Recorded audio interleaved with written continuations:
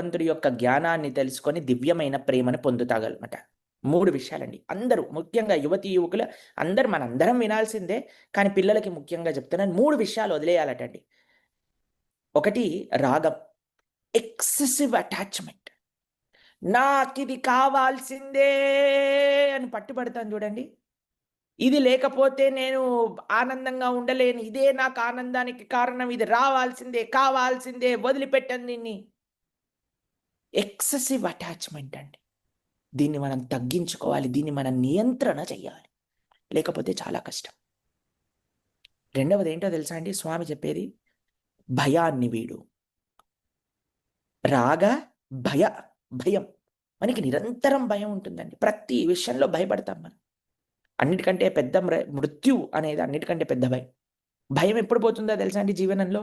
ఆనందంగా ఎప్పుడు మనం ఉండొచ్చు తెలుసా అండి?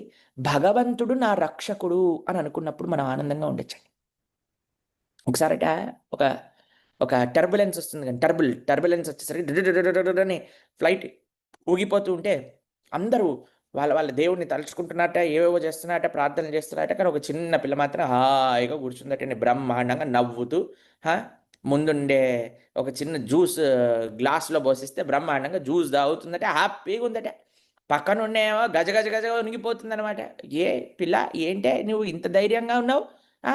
మేమేమో ఇక్కడ చూడండి జనాలందరూ పెద్ద పెద్ద వాళ్ళందరూ ఇలా భయపడిపోతున్నారు. నీకెక్కడి నుంచి వస్తుంది ధైర్యం?" అనంటే, "ఏం లేదు.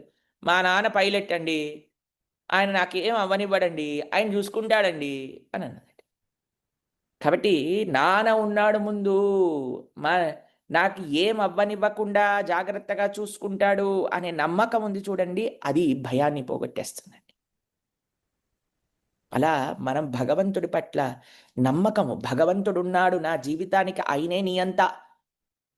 ఆయన నన్ను రక్షిస్తాడు అనే నమ్మకం రాంగానే మరుక్షణం భయం పోతుందండి. మీకో విషయం తెలుసునండి? మనం ఇంట్లో భయమేసిందనుకోండి లైటేసుకుంటాం. లైటేసుకోంగానే భయం పోతుంది. అంటే లైట్ ఒక వ్యక్తా అండి? కాదు. కానీ ఒక నమ్మకం, ఒక విశ్వాసం, ఒక ధైర్యం మనకిస్తుంది. అలా భగవంతుడు ఎల్లప్పుడూ నాతోటున్నాడు. భగవంతుడు నా హృదయంలో ఉన్నాడు అననే విశ్వాసం ఉంది చూడండి. అది మనల్ని భయం నుంచి దూరం చేస్తుందండి.